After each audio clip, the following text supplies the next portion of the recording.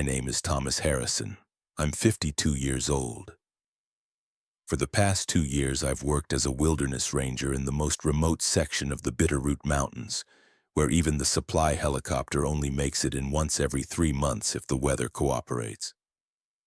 I live alone, no dog, no partner, no contact with the outside world. And you know what? That's exactly what I needed. Before this, I lived a completely different life. Small town in Minnesota called Red Lake, my own construction company with 12 employees, a crew of good men, my wife Jennifer, a 3-bedroom house in a new development. Everything seemed normal. I worked dawn to dusk, made plans, figured another 5 years and I could breathe easy. Send my daughter Katie to college, maybe buy that cabin by the lake I'd been eyeing. God, I was naive. Everything collapsed in 2022. First, the lockdowns gutted our revenue. Then material costs tripled, clients disappeared, but the bank loan didn't go anywhere. That's when Snake appeared. His real name was Marcus Boone, but everyone called him Snake, not just because of the massive serpent tattoo that coiled up his neck and across half his face. The man was 6'4", 260 of solid muscle, with eyes like a dead fish. Cold. Empty. He ran the Iron Scorpions, a motorcycle club that controlled half the county's criminal activity. He came to me himself, smiling, talking about mutually beneficial partnerships. Said his people would funnel construction jobs my way, and in return I'd get protection and a business loan. 0 interest, he said, between friends. I was desperate. The bank was threatening foreclosure. Jennifer was on my case every night, so I agreed. Idiot. 8 months later, it turned out the loan wasn't quite what we'd discussed. Snake showed up with paperwork, contracts I didn't remember signing, and announced I owed him $400,000, with 20% interest, due in 2 months. I ran to lawyers. They just shook their heads. Documents looked legitimate. Signatures would hold up under examination. You could fight it, they said, but Snake had buried people before. Literally. Jennifer found out and left. Took Katie, moved to her mother's place in Chicago, said, "You did this to yourself. I don't want Katie to see what they'll do to you." Maybe she was right. A week later, 3 guys showed up at my shop. Young, fit, with dead eyes. They explained real simple. Either the money or first they'd take fingers, then hands, then, well, I got the picture. They gave me 3 days to think about it. I didn't think about it. That same night, I packed a backpack with essentials and disappeared. Hitchhiked to Missoula, then to Salmon, Idaho. There, a wilderness service was looking for a ranger for the most remote sector they had. So remote, nobody had taken the job in 3 years. I said yes. The hiring manager, an old guy named Ray Crowfeather, looked at me with a long, knowing stare. Asked no questions, just said, "The wilderness heals all wounds, son. But only if you respect it." They gave me a rifle, ammunition, a radio that picked up signal maybe once a week if I was lucky, and a rundown cabin 75 miles from the nearest human settlement. The first 3 months, I barely left the place. Jumped at every sound. Every snapping branch could be footsteps. I had nightmares. Snake would find me, grin that cold grin of his, then it would get worse. But gradually it released its grip. The wilderness really does heal. I learned everything from scratch. How to split wood so it'd last the night. How to set snares for rabbits, read tracks, understand who passed by, when and why. How to distinguish bird calls, sense weather changes a day in advance by how the wind smelled. Silence became my friend. Solitude became salvation. Every day I'd patrol my sector, nearly 200 square miles of forest, checking salt licks, counting elk tracks, looking for poacher traps. Evenings I'd sit on the porch, drink strong coffee from a tin cup and watch the sun sink behind the ridges. Nobody looked for me. Nobody found me. I almost believed it would stay that way forever. I thought I'd seen everything in this life. Betrayal, fear, running. Thought the wilderness was the end of my story, a quiet, solitary end. But what happened last fall changed everything. That day started normally. October had already touched the forest. The aspens stood golden, the air rang with cold, frost crunched underfoot. I was walking my western route, which I covered once every 2 weeks. Remote country even by my sector's standards. Deadfall, scree slopes, narrow valleys. I'd nearly reached my turnaround point when I noticed a trail. Not animal, human. Narrow, faint, but clearly maintained. It headed northwest toward an area where, according to my maps, there was nothing. Just forest and ridges stretching to the horizon. Strange. I stopped, crouched down. Old tracks, but the trail hadn't overgrown. Someone used it regularly. Who? Poachers, hunters, survivalists? Something nagged at me. Curiosity, maybe. Professional interest. I checked the sun. 5 hours until dark. Plenty of time. I followed the trail.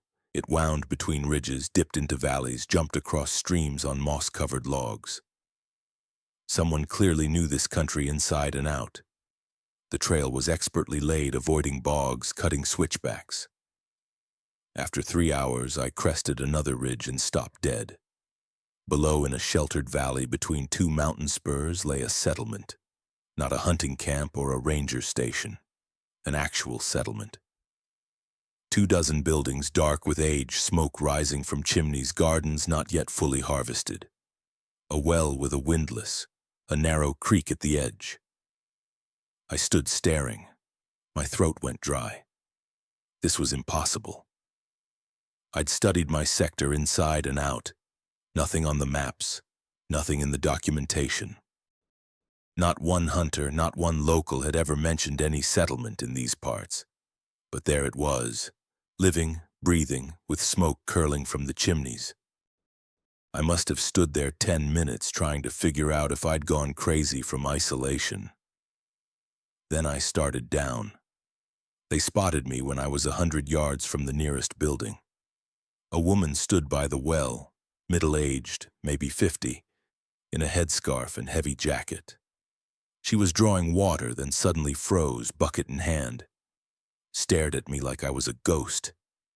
Then she screamed, not from fear exactly, different, high-pitched, piercing. The cry was picked up by other voices, doors slammed. People started rushing from the houses, women, only women. I stopped in the middle of what you might call a street, if you could call the packed dirt path between houses a street, and slowly raised my hands. Showed I was unarmed.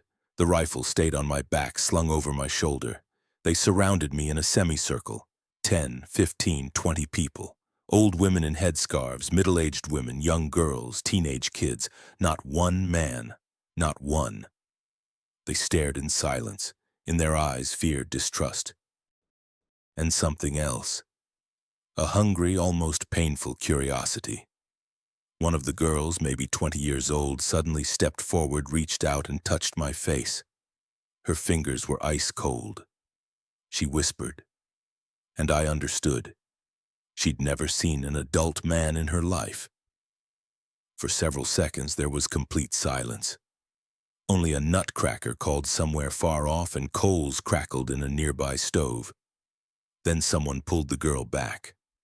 An older woman, the one from the well, grabbed her by the shoulders, hissed something angry.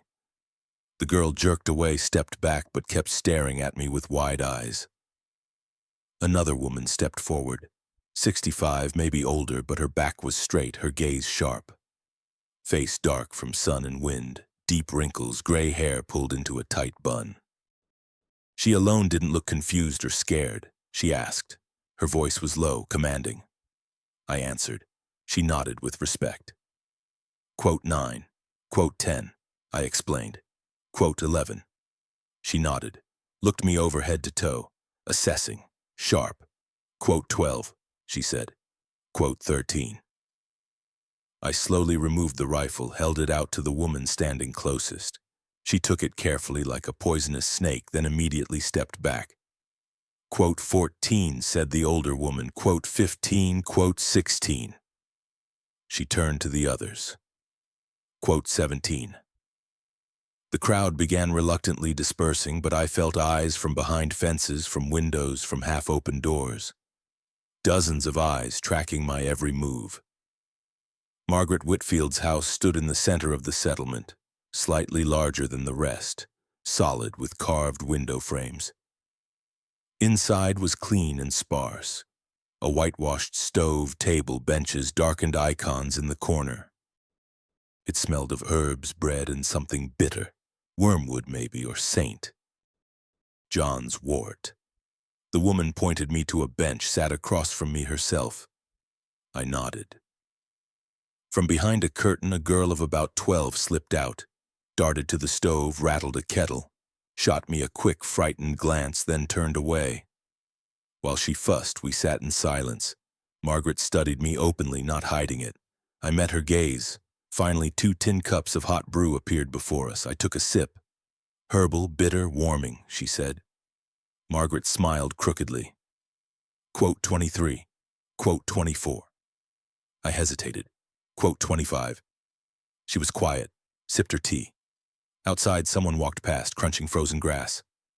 Quote 26. She began slowly. Quote 27. Quote 28. I shook my head. Quote 29. Margaret sighed heavily.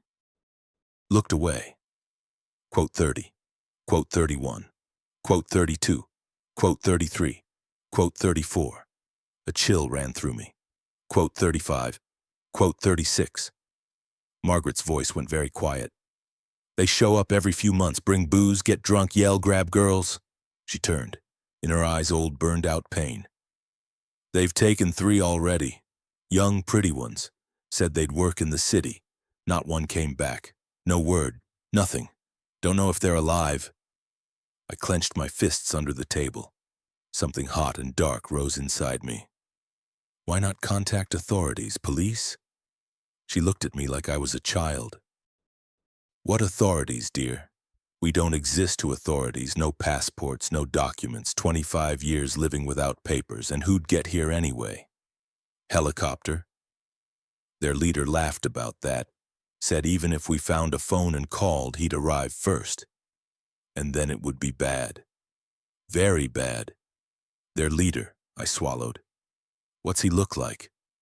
Big, heavy tattoo of a snake up his whole neck and face. They call him Snake. The world tilted. I grabbed the table edge to keep from falling.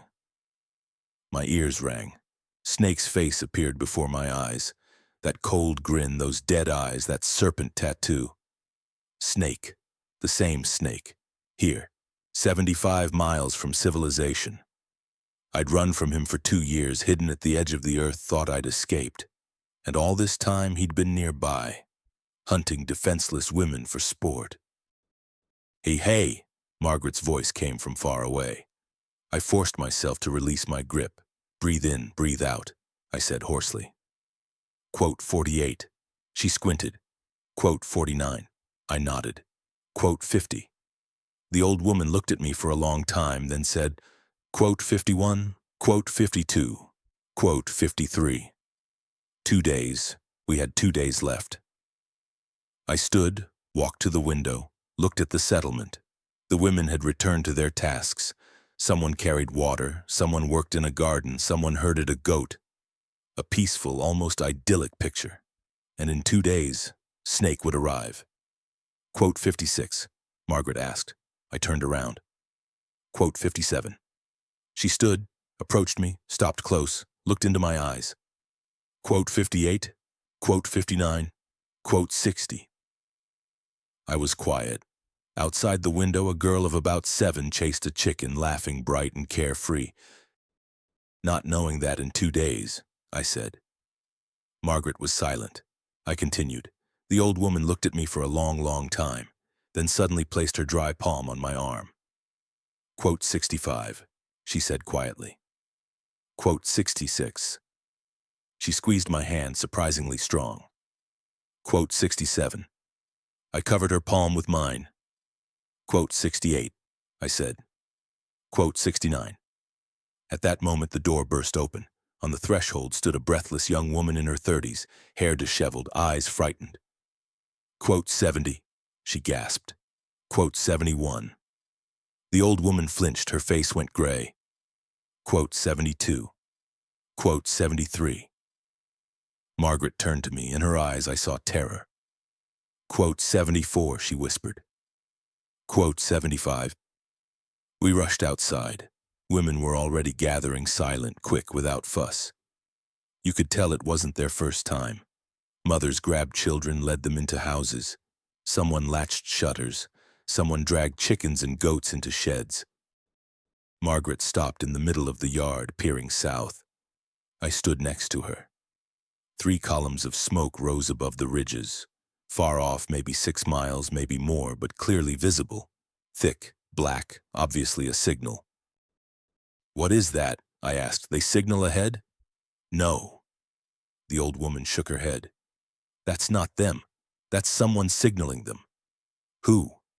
She didn't answer, but I saw her chin tremble. Quote 81. I grabbed her shoulder. Quote 82, quote 83, silence. The women around us froze, listening. Some exchanged quick, furtive glances. Quote 84, the old woman said finally, but her voice wavered. She knew, or suspected. There was no time to figure it out. Quote 85, I asked. Quote 86. Quote 87. 4 hours. Almost nothing and an eternity at the same time. Quote 88. Margaret smiled bitterly. Quote 89. Quote 90. Quote 91. 3 shooters, 2 shotguns, and my rifle. Against 5 armed thugs ready for violence. I asked. She looked at me. In her eyes, a strange mix of hope and disbelief. Quote 96. I didn't think. I knew the odds were almost 0. But what choice was there? Do what I say, I said, and show me how they usually come. What route, where they stop, everything. Sarah turned out to be a woman in her 40s, strong, broad-shouldered, with heavy, work-worn hands. Once, according to Margaret, she'd been married to the foreman. Now she was the elder's right hand and the only one who'd ever stood up to the thugs. Quote 99. She told me as we walked to the southern edge of the settlement. Quote 100. Quote 1011. Quote 102. She fell silent. Quote 103. Quote 104. I said nothing. In my head it was spinning. This was the same snake who'd smiled at me in my office, offering friendly help. The same one who'd ruined me with forged documents. The same one I'd run from halfway across the country. Turned out he was even worse than I'd thought. Quote 105. Sarah stopped. Quote 106. We stood at the settlement's edge by a collapsed shed. The trail disappeared into the forest, winding between pines. They leave the vehicles higher up, she continued. There's a clearing about 3 miles out, can't drive farther. They walk from there, always the same route. I looked around. Narrow trail, thick underbrush on both sides. Good ambush spot. But an ambush was one thing. A fight was something else entirely. We weren't fighters. A fleeing ranger and 3 women who could hold a gun, I asked. Sarah turned away, stared at the trail like she was waiting for someone. Quote 110. Quote 111. She turned, in her eyes pain and anger. Quote 112. I knew those eyes, saw them when Snake explained my debt. Quote 113. Sarah continued. Quote 114. She swallowed. Quote 115. Quote 116. Quote 117, I asked. Quote 118.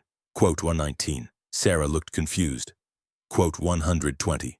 Because they can.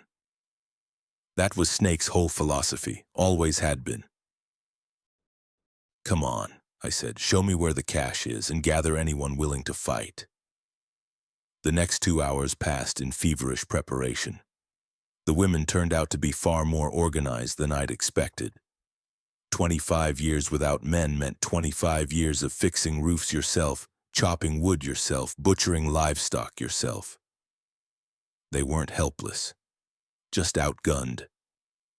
I surveyed the approaches to the settlement.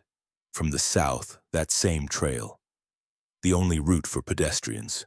From east and west, swamp, impassable even in summer. From the north, a cliff face. The settlement sat like a fortress created by nature itself. That gave us a chance. "How many people in the settlement?" I asked Margaret. 38. 14 are children under 14. "Who are the youngest, the ones he might want?" "Alyssa, Vera, Tanya, Lucy, and Linda. She's—" The old woman hesitated. "She's sickly, nervous. After they took Sophie, her best friend, she got bad." "All 5 into the cache. Who goes with them?" "Rachel will lead them. She's old but knows the trails better than anyone." "Good. Children too?" "Yes. Get them out now. Sooner they leave, the better." The old woman left to give orders. I stayed alone by the southern trail, got out my rifle, checked it. 10 rounds in the magazine, 20 more in the pouch, not much. I looked around. Over there, behind that fallen pine. Good position.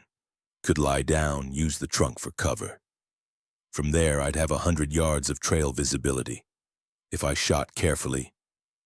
Then what? Say I drop 1, 2, the rest take cover, start returning fire. Or they'll circle around.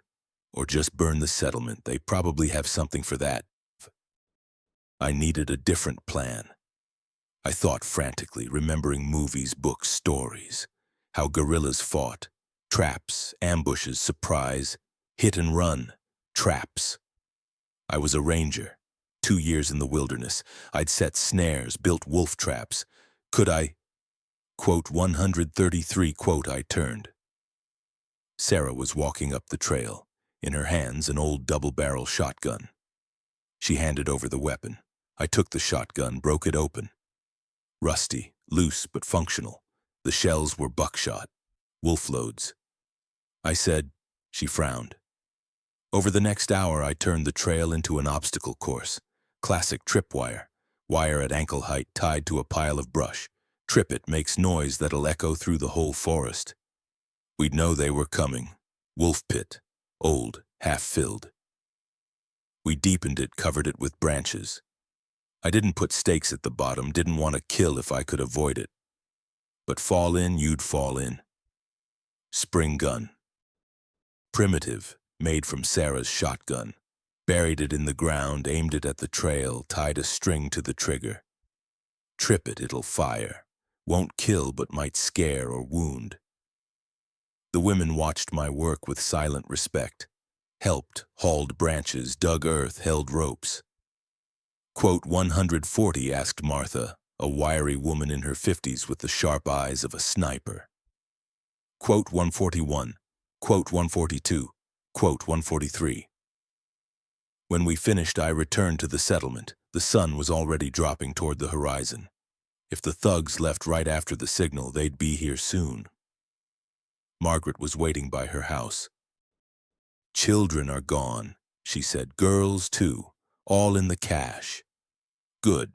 Now everyone else locks themselves in their houses. Don't come out no matter what they hear. And you? I'll wait on the trail. The old woman shook her head. Alone. Martha and Sarah will be with me, but they stay back. Their job is to watch and retreat to the settlement if things go bad. You really think you can handle them? I didn't answer because I didn't know. We took position by the trail as the sun was nearly set. Me behind the fallen pine with the rifle, Martha to the left in the hazelnut bushes, Sarah to the right by a big boulder. Each had a flashlight and a whistle. 3 short blasts if things go wrong, I said. We retreat. We waited. The forest fell asleep. Birds went quiet, wind died. Only mosquitoes whined in my ear, annoying, relentless. I lay on the cold ground, feeling dampness seep through my jacket. smelled of rotting leaves and pine resin. Somewhere far off, an owl hooted.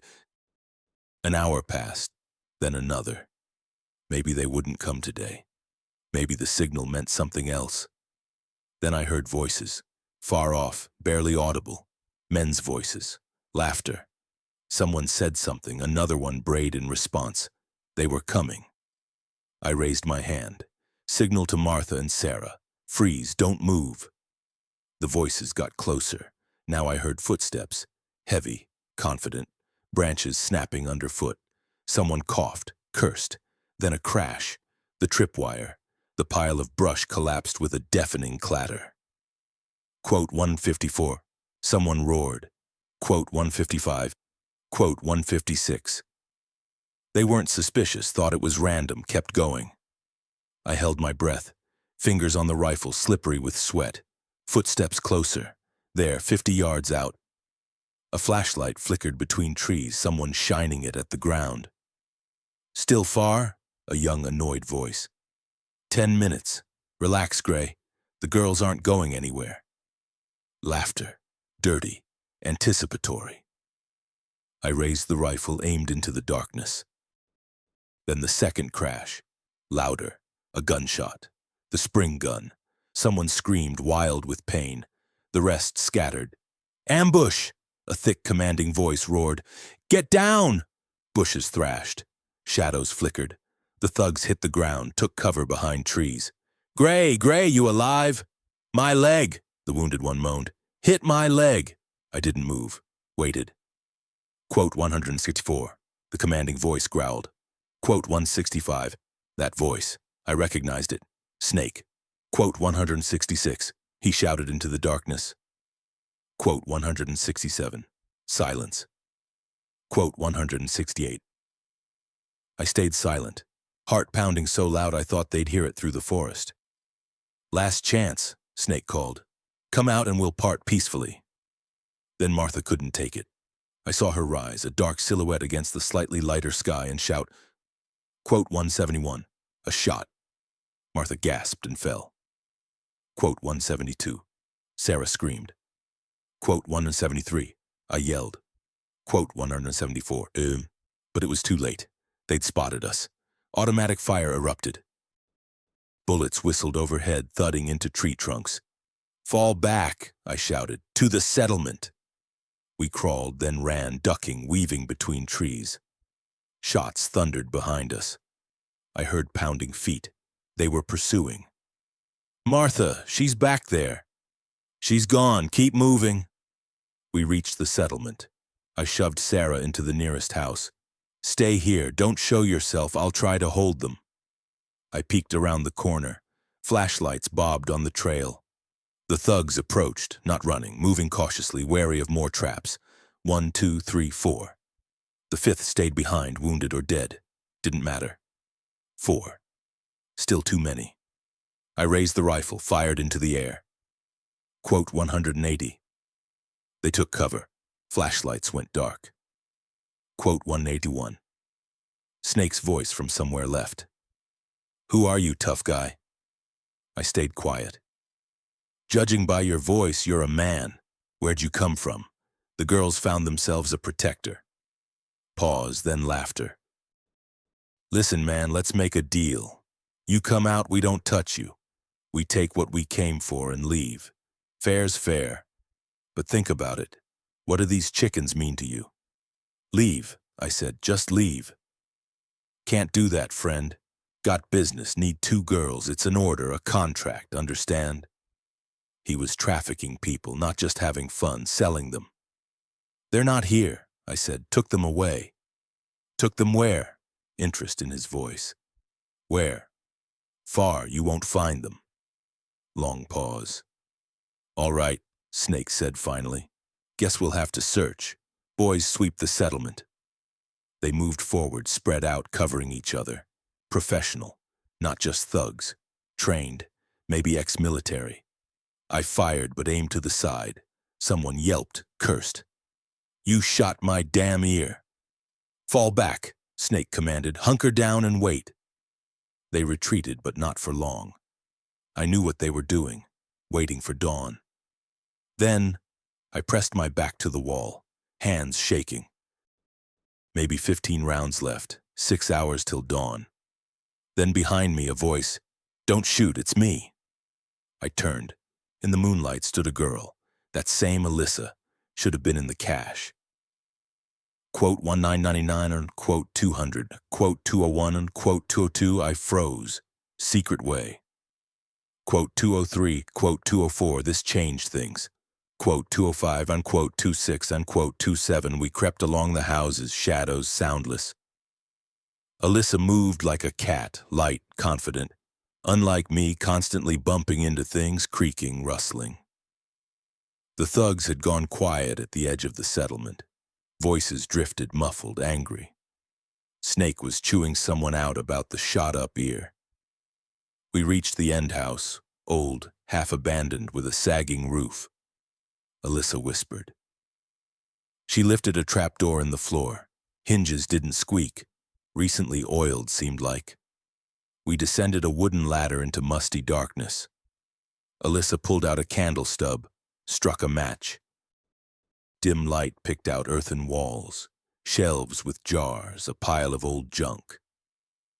In the far corner, a black opening. Passage goes under the hill, comes out by the river behind the rocks, 300 yards. Who dug it? Don't know. Old women say it was here before them, maybe some religious sect folks. I looked into the opening, narrow but passable, even for me, and I wasn't small. Alyssa looked at me. In the candlelight, her eyes seemed huge, dark. Quote 216, she said. Quote 217. I didn't know how to answer, didn't fully understand myself. Quote 218, I said. Quote 219. She nodded and disappeared into the cellar's darkness. The next 2 hours were the longest of my life. I darted around the settlement, firing from one side, then the other. Created the illusion we were many. The thugs returned fire but didn't advance, afraid of traps. Gradually the houses emptied. Women left through the cellar, silent, children in arms, bundles on backs. Sarah led them, Margaret commanded. When the last one left, a thin old woman with a cat under her arm, the eastern sky was already starting to gray. Dawn. I had 6 rounds left. Snake knew it. He called from behind cover. I didn't answer. Had to leave now. Descended into the cellar, crawled into the passage. Darkness closed in from all sides. Deaf, oppressive. I crawled on all fours, scraping my palms on rocks. Smelled of earth, dampness, something sour. 15 minutes later, I saw light. Weak, grayish. The exit. Tumbled out onto the riverbank, gulped fresh air. Rocks nearby, beyond them forest. I ran. Reached the cache by midday, following tracks the women couldn't hide. A small cave in the rocks, camouflaged with bushes. Inside people. Tired, scared, but alive. Thank God. Margaret hugged me, surprisingly strong for her years. I looked around. Women, children, a few goats. Everyone here except, quote 224, quote silence. Margaret looked away. Quote 225, quote I sat on a rock. Martha, wiry, tough, with a sniper's gaze. She stood up to shout at them to protect her own and caught a bullet. Damn, I breathed out. What now? Sarah asked. Will they leave? No, they won't. Snake's not the type to back down. He'll search, but here they won't find us. I don't know. Maybe they will, maybe they won't. But we can't hide forever. I stood, walked to the cave entrance, looked out, the forest below, calm, indifferent. Somewhere down there in the settlement, thugs were tearing through houses, looking for people to take. We need a different plan, I said without turning. What kind? I stayed quiet, thinking. 30 women, 2 of whom could shoot. Me with a rifle, 6 rounds. They had automatics, men, vehicles. Head on, no way. Had to be different. Margaret, I said. When Snake came before, how long did he stay? A day, sometimes two. They'd get drunk, raise hell, then leave. Where did they leave the vehicles? On a clearing about 3 miles out, can't drive farther. And if... I hesitated, forming the thought. If there were no vehicles, they wouldn't walk 75 miles out on foot, would they? Margaret squinted. You want to burn the vehicles or disable them? Then they're stuck. And I'll go to the radio. It's at my station 10 miles from here. Call for help. And if help doesn't come, it will. Has to. Main thing is to hold out. Sarah stepped closer. I'll go with you to the vehicles. No, you're needed here. If they find the cash, then I'll go. A voice came from the darkness. Alyssa. She stepped forward, determined, pale. I know the forest. Grew up here. Can guide you so nobody notices. It's dangerous, I said. And sitting here waiting isn't. We can do this. We looked at each other. In her eyes, something new. Not fear, not curiosity, something solid, adult. All right, I said. We leave in an hour, but I'm resting a bit first. But rest didn't happen. I was sitting by the cave entrance, warming my hands on a cup of hot water when Sarah came over, face serious, tense. Quote 252, she began quietly. Quote 253. Quote 254. Quote 255. I set down the cup, heartbeat faster. Quote 256. Quote 257. Quote 258. Sarah hesitated. Quote 259. Quote 260. Quote 261, I remembered. Chapter 5. Linda, whose mother is held hostage. If that's true, where is she now? Back in the cave, sitting alone. Bring her, I'll talk. Linda turned out to be a thin, haggard girl with dead eyes. 23 maybe, but looked 40. Sat before me, hunched like she was waiting to be hit. Linda, I said gently. Don't be afraid. Just want to understand. Silence. Was it you who sent the smoke signal? She flinched. Looked at me, trapped, desperate. Had to, she whispered. They're holding Mom. Don't know where. Took her same time as Sophie, said, you report when we tell you Mom stays alive. Don't report, we'll send her back piece by piece. She started shaking. I put my hand on her shoulder, carefully not to scare her. Linda, listen. You're not at fault. You did what you could to save your mother, that's understandable. She looked up, eyes full of tears. But they'll still take someone every time. Alyssa, Vera, and I can't do anything. You can, I said, now you can. How? I spoke slowly so she'd understand every word. Quote 275. She looked at me, disbelieving but with a flicker of hope. Quote 276. Quote 277. Linda sniffled, then started talking. An hour later, I knew more about Snake's gang than I had in 2 years of running. 5 main enforcers, all ex-military or security. AK rifles, pistols, one had a hunting rifle with a scope. 2 vehicles, SUVs, on the clearing under guard. Usually left 1 man watching the vehicles. Snake was the boss, made all decisions. The rest feared him. He was cruel, unpredictable. The girls were taken to a base, some house near Boise. From there, sold. Where, Linda didn't know, but she'd heard scraps of conversation. Clients, money, product. They called living people product. Linda, I said when she finished, you're brave to go through that and not break. I broke, she whispered. Long ago. No. If you'd broken, you wouldn't be talking to me now. Wouldn't be trying to save your mother. You're holding on. That's strength. She didn't answer, but her shoulders straightened a bit. I said, we set out toward evening, me and Alyssa. The forest met us with twilight and silence. Alyssa walked ahead, light, soundless, reading tracks and trails like an open book. I tried not to fall behind, reached the clearing when it was fully dark. 2 vehicles, black SUVs, stood under pines. A fire burned nearby. By the fire sat 1 man, the guard.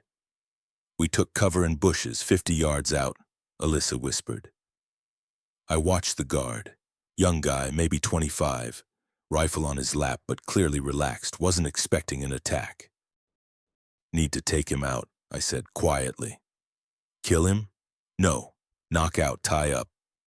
Alyssa looked at me. I can distract him, go out, say I'm lost. No, he'll know immediately. You're from the settlement, he knows. I thought. In my hand the knife Sarah gave me. Not tactical. Hunting for field dressing. But if I got close from behind, wait here, I said. If anything happens, run. No, I'm coming with you. Alyssa, stop protecting me. Steel in her voice. 25 years nobody protected us. We managed ourselves. We'll manage now. We crawled through grass, circling the fire.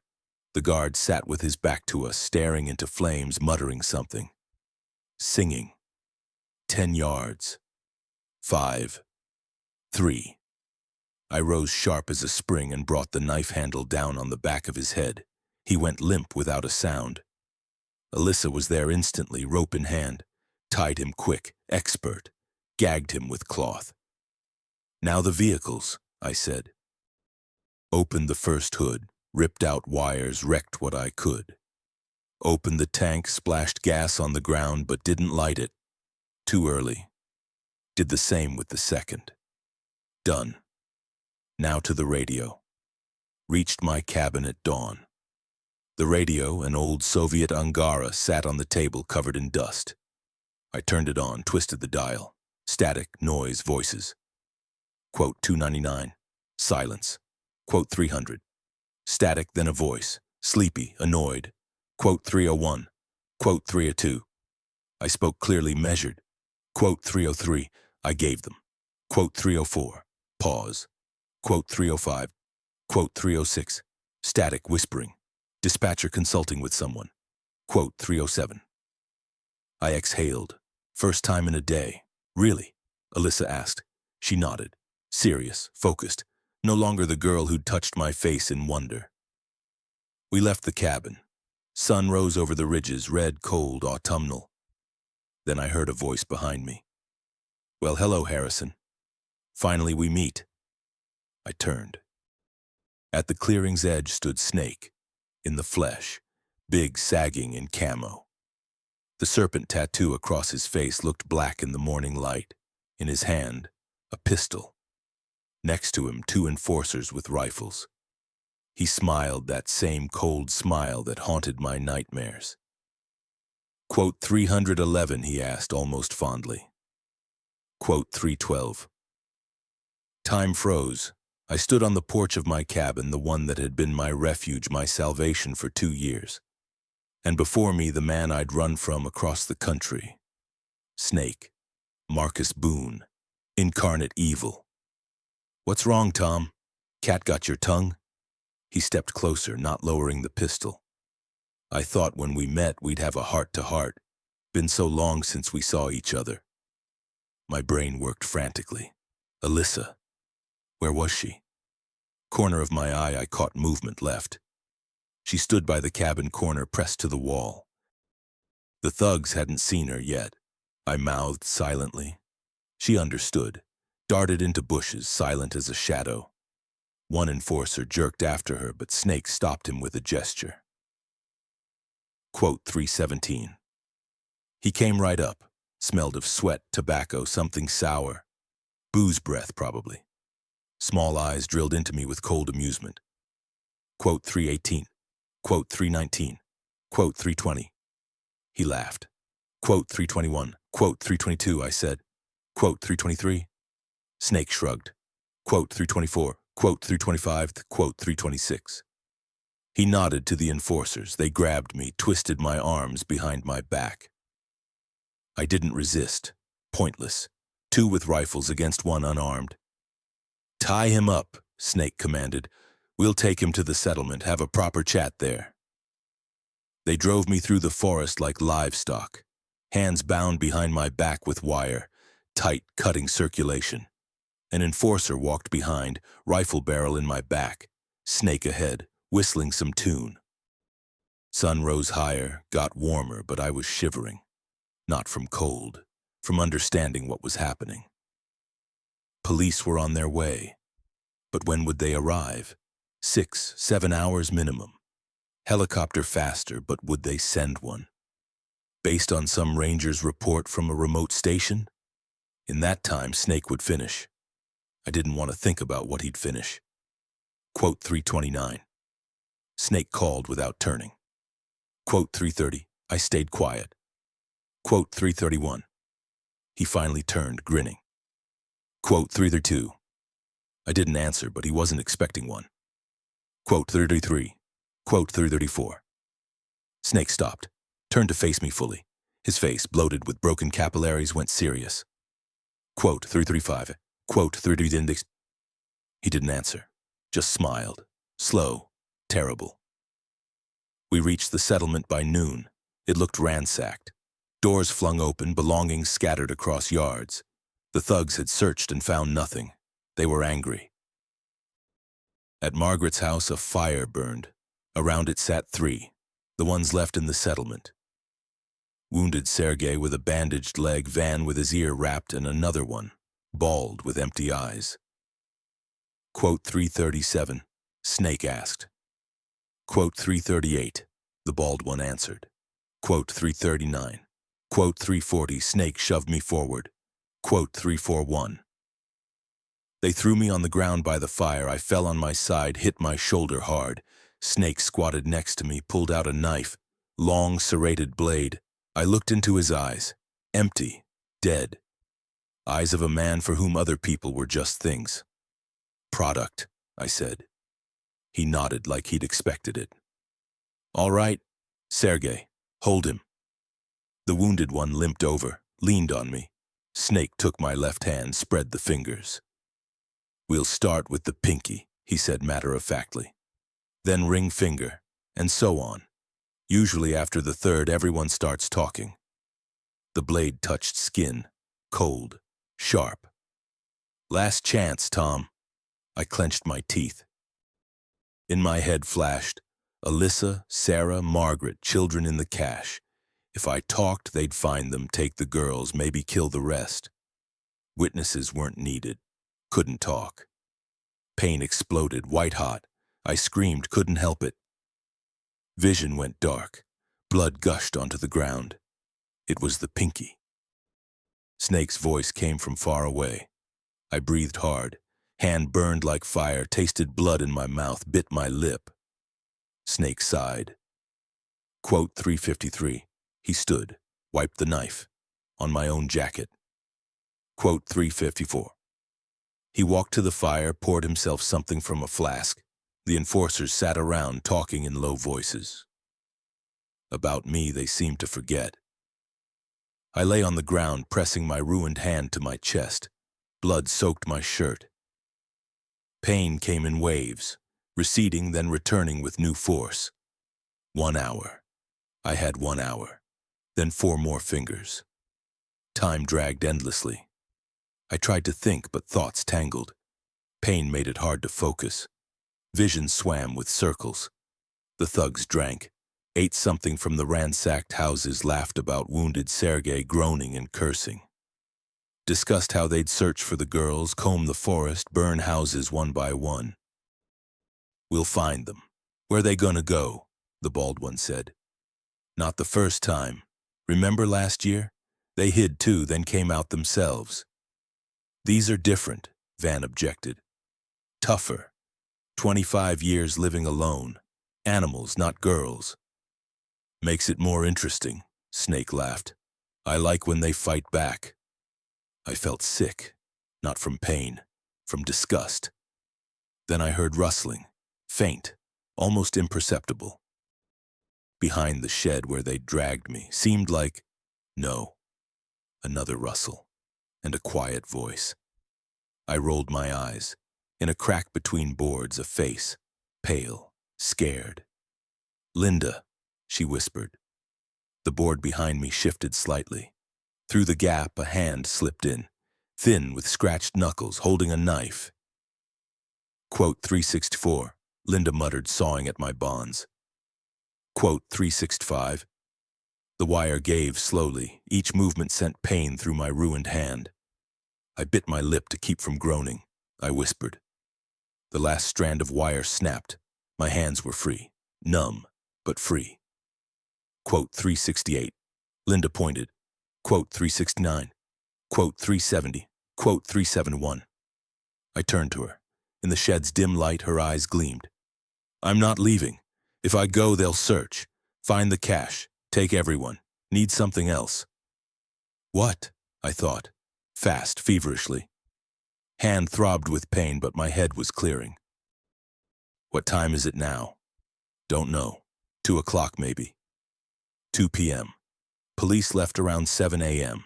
If they drove as far as the road went, then on foot. Maybe they were close. Maybe not yet. Had to buy time. Linda, listen carefully. Run to the cache. Tell Sarah to lead the women to my cabin. There's a radio there. Have them call for help again. Say urgent. People are dying, understand? And you? I'll stay. Distract them. But they'll... Maybe. Maybe not. Main thing is buying time. Linda looked at me. In her eyes, fear and something else. Resolve. I'll come back, she said. With reinforcements. Promise. And she disappeared. Silent as she'd appeared. I was alone, hands free but nowhere to run. 5 armed thugs around me, my rifle somewhere with them, not even a knife. Linda took it. Think, Tom. Think. I looked around. Old shed. Leaning. Tools on the walls. Scythe, rake, axe. Axe. Old rusty, but the blade still sharp. I carefully stood, wincing from pain, walked to the wall. Took down the axe. Heavy. Good. Now wait. Another half hour passed, maybe more. I heard the thugs' voices, their laughter, bottles clinking. They were drinking, relaxing. Good. Then footsteps. Someone walking to the shed. Hey, debtor, Snake's voice. Quote 384. The door burst open, Snake on the threshold, alone, pistol in holster, knife on belt, overconfident, drunk. He didn't finish. I swung. The axe caught him in the shoulder. Not the head where I'd aimed. Snake roared, staggered back. Blood sprayed the wall. I lunged forward past him through the door. Heard shouts behind me, pounding feet. Quote 386. I ran without looking back. Quote 387, someone yelled. Quote 38, don't wait. A shot rang out. Bullet whistled overhead. I dove around a house corner, rolled, jumped up. Another shot. Splinters exploded from a log by my head. I ran, zigzagging between houses, ducking. Hand burned with fire. Vision darkened from pain and strain. Where? To the forest they'd catch me, to the river there were cliffs, could take cover. I turned toward the south edge, behind me, pounding shouts. The thugs pursued but didn't shoot, afraid of hitting each other. There, the trail to the river, the same one the women used. I ran down the slope, grabbing branches, feet slipped on wet grass. Behind, crashing, cursing. They weren't falling back. The creek appeared below, narrow, fast, with rocky banks, beyond it cliffs, and it. The ones with the cash couldn't go there, would lead them to the others. I turned left along the bank, ran over stones, jumping from one to another, water splashed underfoot, icy, autumnal. Quote 389, a shout behind. Quote 390. I looked back. 3. Bald guy ahead, van, and another behind. Snake wasn't there. Wound must have been serious, good. 3 easier than 5, easier. I was unarmed with a mangled hand.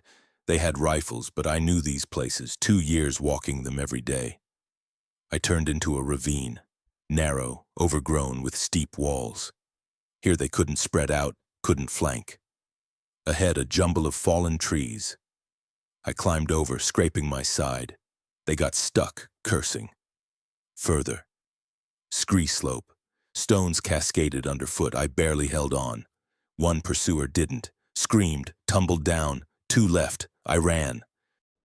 Lungs burned, legs buckled but couldn't stop. Then the ravine ended. Ahead, a cliff. 60 feet down onto rocks. Dead end. I turned. Baldy and Van emerged from around a bend. Slow, unhurried, knew I had nowhere to go. Baldy raised his rifle. I stood at the cliff edge. Behind me, emptiness. Ahead, 2 rifle barrels, then from above, rocks fell. Not just rocks, an avalanche. Someone pushed a prepared slide and it crashed down on the thugs. Baldy managed to jump back. Van didn't. Rocks buried him completely. From above, voices. Women's voices. A rope dropped at my feet. I grabbed it with my good hand and climbed. Someone pulled from above, helping. I rolled over the edge and collapsed on the ground. Above me, faces. Sarah, Alyssa, Margaret, more women. Many, a dozen more. Sarah asked. I gasped. I looked down.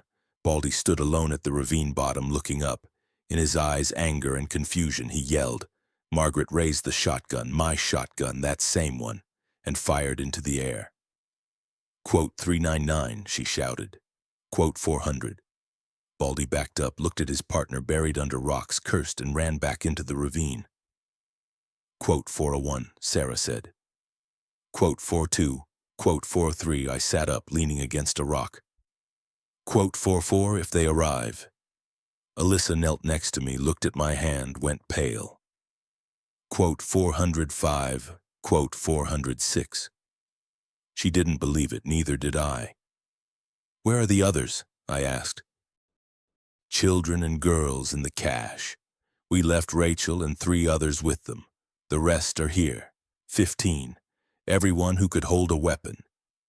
15 women against Snake's gang. Suicide. Quote 409. I'd said. Sarah shook her head. No, this is our home, our children, our lives, done hiding. I looked at them, these women who'd survived 25 years alone, wiry, weathered, with work-worn hands. In their eyes, not fear. Resolve, I said. We dug in on the cliffs where the ravine met the river. Good position. From above, you could see everything. From below, impossible to approach. The only route was the same ravine I'd run through, and we could shoot straight down it. I positioned the women in a semicircle. Those with weapons, shotguns, hunting rifles, even an old revolver that appeared from somewhere. I had them lie behind rocks. The rest I gave what we could find. Axes, pitchforks, stakes. Ridiculous maybe, but there was no choice.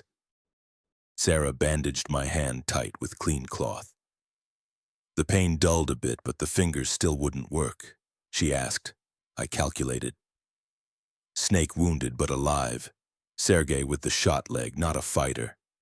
Van under the rocks. Baldy ran off. That left one more, the guy who'd been guarding the vehicles. We'd tied him up, but they could have freed him. 2, maybe 3 combat ready, I said. Plus Snake if he's recovered. Sarah nodded. In her eyes, cold calculation. We can handle that. I wasn't so sure, but said nothing. We didn't have to wait long. Within an hour, movement appeared on the trail. I raised the binoculars, old military issue, one of the few valuable items from my cabin. Baldy, with 2 others. Snake wasn't there. The wound must have been serious. They walked carefully, looking around, rifles ready. But they'd chosen the right direction, toward the cliffs, toward the cache. Someone had guided them. I went cold. I called. She flinched, shook her head. Quote, 419. Quote, 420. Sarah cursed, rough and masculine. Quote, 421. Right. 15 people meant 15 pairs of footprints in wet grass and mud. Any hunter could read that. I turned to the women. Silence, then movement. Women took positions, checked weapons. No panic, no fuss, just focus. I took position by a large boulder. From there, the ravine was most visible. They'd taken my rifle, but Margaret gave me her shotgun. Old but reliable. Mr. Harrison? Alyssa crawled over. In her hands, a hunting knife. What should I do? Sit quiet. If anyone breaks through, run to the cache. Warn the others. But I want to help. You'll help by staying alive. She wanted to argue, but I looked in her eyes and she went quiet. The thugs appeared 15 minutes later, moving in single file, covering each other. Professional. Baldy in front, two behind. One limped, the guy who'd tumbled down the scree. I waited. Let them come closer. 50 yards, 40, 30. I yelled. They hit the ground instantly. Behind rocks, behind trunks. Rifles aimed at my voice. Quote 431, Baldy's voice. You still alive? Good for you, but not for long. I've got 15 guns, I lied. Try it, we'll drop all of you. Pause, whispering, conferring. You're bluffing, old man. What 15? Girls with pitchforks, funny. Want to test it? More pause, then laughter. Let's test it. They attacked, not charging blindly. Smart, using cover. One ran while two fired, then they switched. I fired.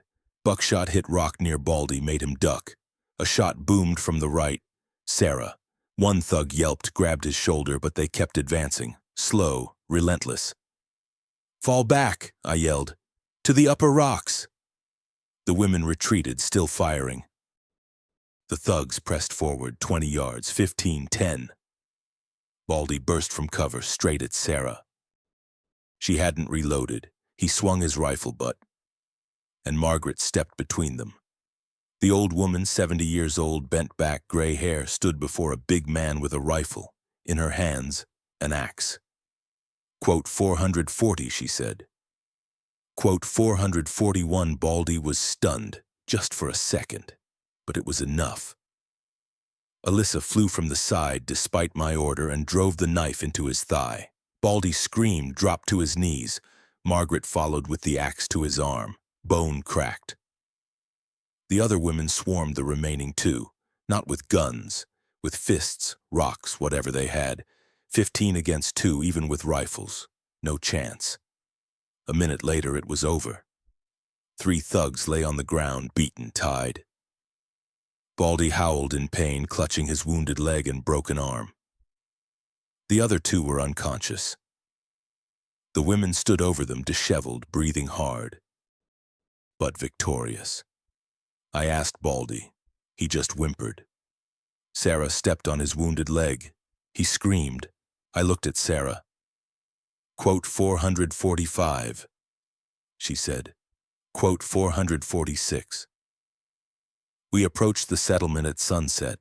The sun was sinking behind the ridges, painting the sky crimson. Long shadows fell across empty yards, open doors, scattered belongings. Snake sat by the fire where I'd left him, alone, shoulder bandaged with a dirty rag, face gray from blood loss, but in his hand a pistol. We surrounded him, 15 women and me, shotguns, rifles, axes, pitchforks. He looked us over slowly and laughed. Well, well, girls, I didn't expect this. Drop the gun, I said. It's over. Over? He shook his head. No, Tom, not over. Know why? Because I'm Snake. The whole state knows me. Cops, prosecutors, judges, all on payroll. Think they'll lock me up? Ha! I'll be out in a week and then... No, you won't. A voice from behind. I turned. People in uniform were walking up the trail from the forest. Armed police, SWAT, 20 at least.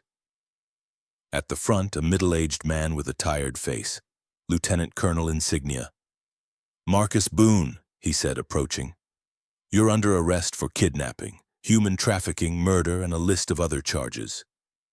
Drop the weapon. Snake stared at him. The smile slowly slid from his face. Volkov. You? But we had a deal. We don't anymore, Marcus. You went too far. The lieutenant colonel turned to his men. Take him. Snake jerked, tried to raise the pistol, but they tackled him before he could pull the trigger. Twisted his arms back, cuffed him. You're dead, he screamed as they dragged him to the helicopter. Traitors! You'll all regret this, all of you! His voice faded, then stopped. I sat on Margaret's porch. A medic was treating my hand, what was left of it without the pinky. It hurt like hell but was bearable. The finger itself couldn't be reattached, but the rest would heal. Next to me sat Sarah, silent, just there. Lieutenant Colonel Volkov approached, squatted down. "Thomas Harrison, that's me. You did good, seriously. What you did here, we did," I corrected. "All of us together." Volkov nodded. "Boone's been on our radar for a long time. Trafficking, kidnapping, extortion, but we didn't have proof, and mainly he'd bought too many people. Now," he paused. "Now it's different. Victim testimony, physical evidence. He'll go away for a long time." "And those girls," I asked, "the ones taken before? Kate, Sophie, Iris?" Volkov's face darkened.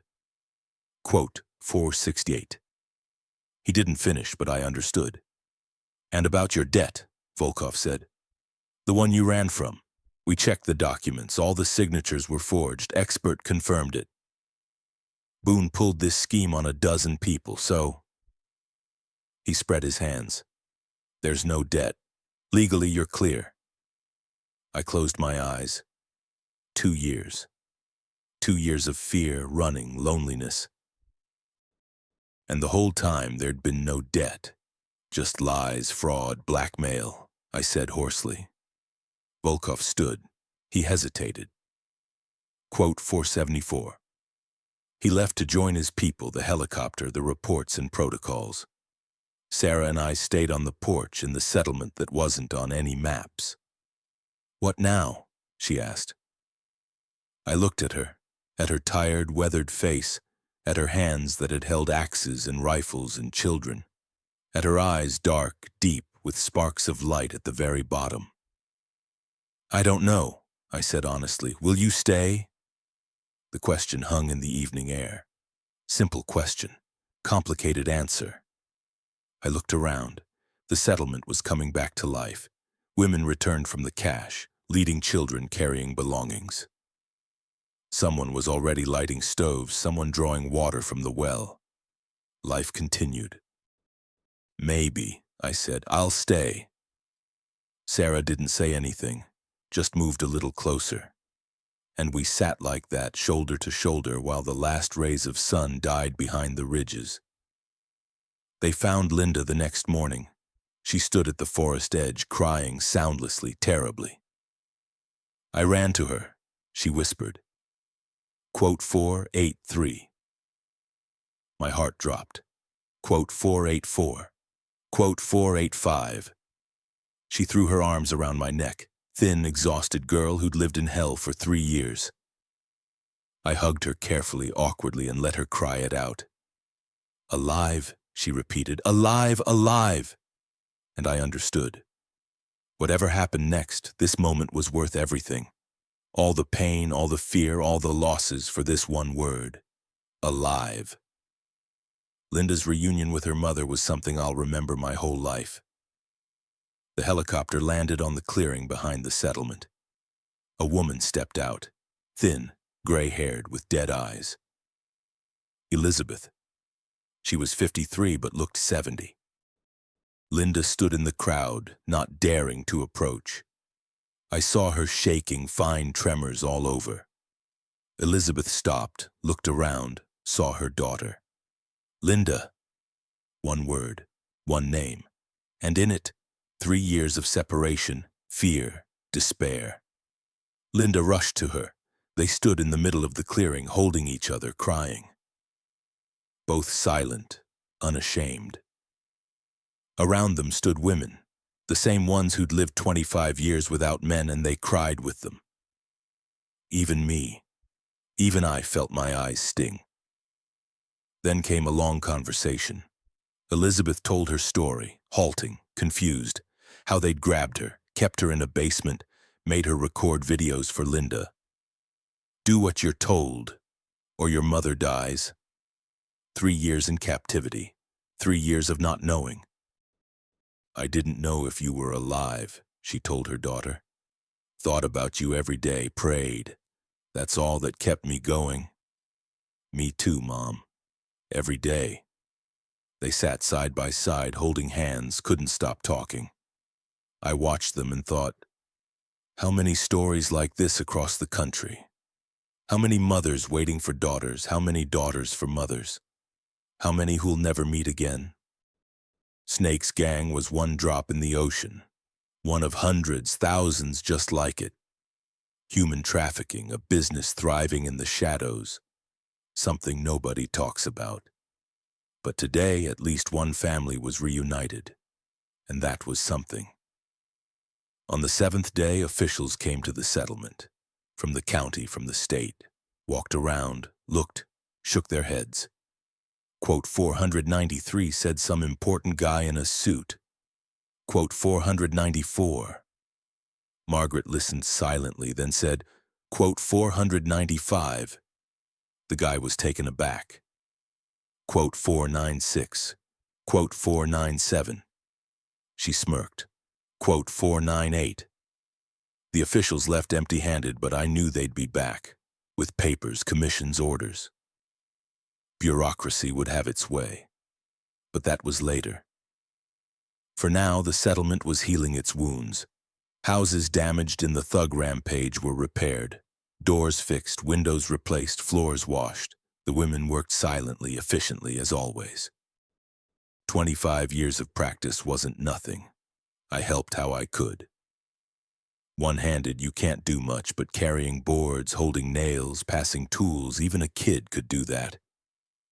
On the 8th day, Alyssa found me behind the shed. I was trying to saw wood left-handed, awkwardly spraying chips everywhere. Let me. She took the saw. I'll manage. I can see how you manage. She started sawing, quick, expert. I sat on a stump, watching. You never answered, she said without stopping work. What? Will you stay or not? I was quiet. I'd been asked this question maybe 10 times. Sarah, Margaret, even Lieutenant Colonel Volkov. I gave everyone the same answer. Quote 505, quote. But the truth was I did know. Had known for a while, quote 506, quote, I said. Alyssa stopped sawing, turned. Quote 507, quote 508. She smiled, for the first time since I'd known her, truly open, joyful. Good, she said, that's good, and went back to work. That same evening, I sat on the porch with Sarah. The sun was setting, slow, majestic, painting the sky in shades of gold and crimson. The forest below darkened, preparing for sleep. Are you serious? Sarah asked. About staying? Serious. Why? I thought about how to explain what I didn't fully understand myself. Quote 515. I began slowly. Quote 516. Sarah listened silently. Quote 517. Quote 518. She said quietly. Quote 519. We were quiet. Somewhere far off, an owl called. In the settlement, a dog barked. The first dog in 25 years brought on the last helicopter, Sarah said. She hesitated. Quote 524. Quote 525. She turned to me. In her eyes, something new. Vulnerability. Hope. Quote 5.6. Quote 5.7. Sarah looked at me for a long time, then reached out, slow, careful, and touched my cheek. Her fingers were rough, calloused from work, and warm. Quote 528, she said. And for the first time in years, I felt that word, home, meant something real. A month passed.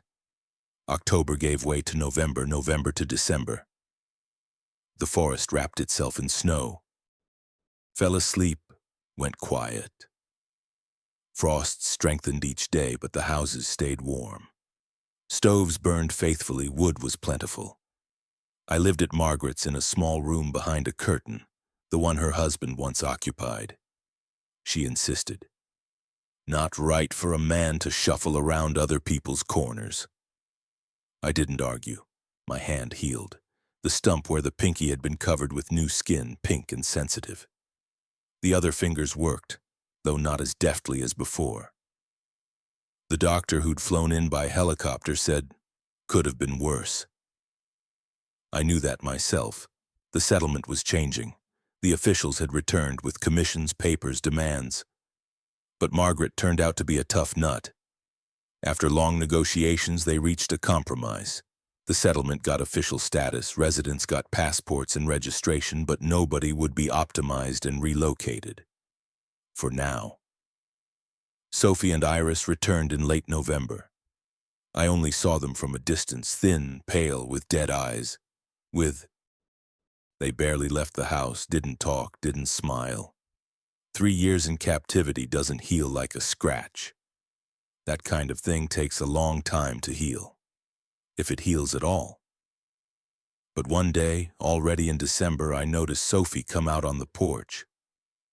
She stood wrapped in a shawl, watching the falling snow, and on her face was something. Not a smile, but the shadow of a smile. A hint that someday she might be able to feel joy again. That gave me hope. On New Year's Eve, we threw a celebration, the first real holiday in years. Decorated a tree, a real one cut from the forest. Made treats, pies, preserves, jam. Even found moonshine. Margaret had kept a jug for a special occasion for 20 years. We gathered in the biggest house, all 38 people plus me, plus Elizabeth, who'd decided to stay with her daughter. Crowded, couldn't turn around, but nobody complained. To those who aren't with us, Margaret said, raising her cup. To Martha, to our husbands and sons, to Kate, who we're still waiting for. We drank silently. And to those who are with us, she continued. To Sophie and Iris, who came back.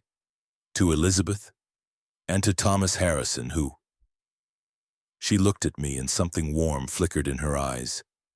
Who came when we needed him most. To Thomas Harrison, the women echoed. I felt embarrassed, not used to that kind of attention. I didn't do anything special, I muttered. You did, Sarah objected, sitting next to me. You stayed. When you could have left, you stayed. That's what's special. The celebration went on until late. Sang songs, old folk ones I remembered from my grandmother. Danced awkwardly, laughing at ourselves. Children ran between adults, squealing with delight. I sat in the corner watching, and felt like part of something. For the first time in years. When the clock struck midnight, old wall clock miraculously preserved from Soviet times, Margaret raised her hand. Quiet, she said.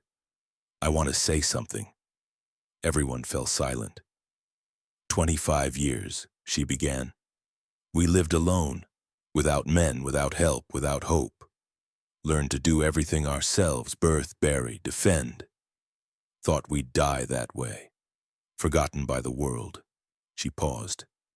Then he came. A nod in my direction.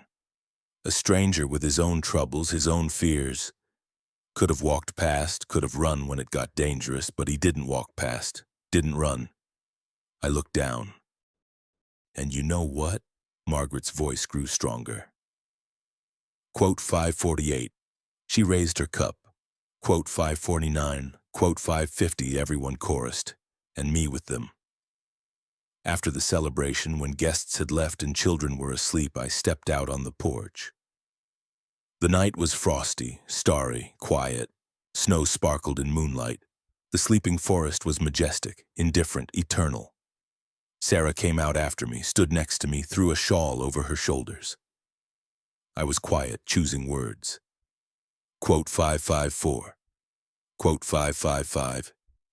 I turned to her. Quote 556. Quote 557. She smiled. Quote 558. I didn't know what to say. And you? I finally asked. How do you look at me? Sarah looked away, was quiet. I haven't looked at anyone, she said softly. 20 years. Since I lost my husband. Thought that was it. Over. Then you showed up. She went quiet. And I don't know what this is, maybe gratitude, maybe habit, maybe... She didn't finish. I took her hand. Cold, rough, dear. Quote 565, I said. Quote 566. She nodded, and we stood like that, hand in hand, looking at the stars above the forest. You know what I realized over these months? Life is strange. It hits you when you don't expect it. Takes away when you're holding tight, drives you when you want to stop. But sometimes, rarely, very rarely, it gives you a second chance. I was 52 when I lost everything. Business, family, name. Ran halfway across the country, hid in the wilderness, lived like an animal. Thought it was the end. Turned out it was the beginning.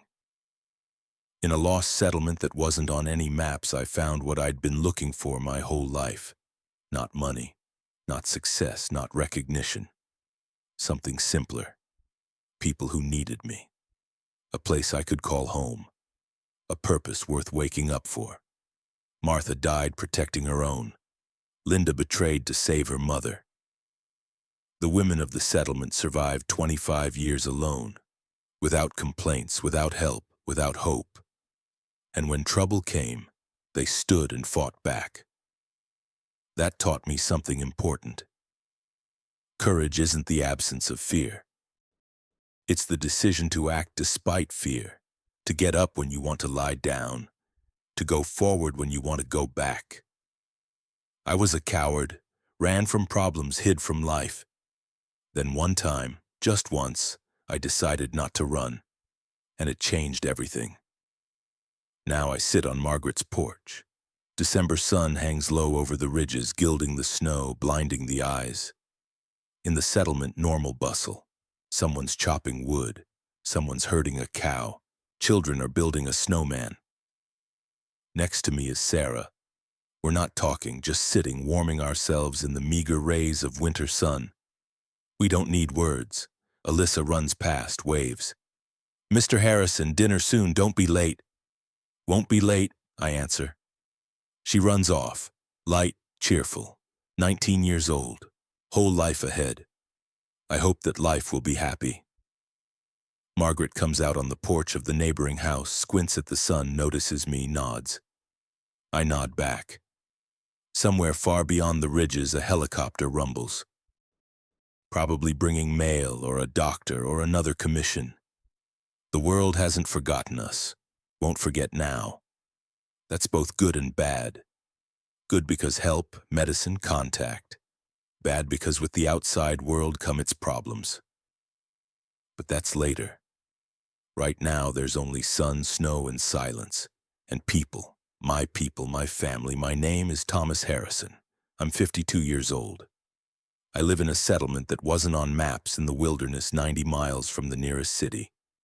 I have no money, no car, no career, not even a pinky on my left hand. But I have something else. I have a home where people wait for me. I have people who need me. I have a woman who holds my hand when the sun sets. And I have sunrise. Every day. New. With its promise that you can still fix things. That it's never too late to start over. That even from the deepest hole there's a way out. Sometimes to find your home you need to lose everything. Sometimes cowardice, refined by suffering, becomes courage. I know this for certain. Because I walked that path myself. And you know what? I'd do it again. Every step, every mistake, every moment of fear and pain, because all of it led me here, to this porch, to these people, to this life. The sun touches the ridge, beginning its descent. Sarah squeezes my hand. "Getting cold," she says, "should go inside." In a minute. I want to remember this moment. The snow, the light, the silence, the feeling of peace I haven't felt in years. Finally we stand, walk to the door. Behind us the sun sinks lower. Ahead, warmth, food, voices, home. I step across the threshold and close the door behind me. The forest outside continues its eternal life. Indifferent, patient, keeping secrets. But inside these walls, there's warmth. There's light, there's life. And that's enough. That's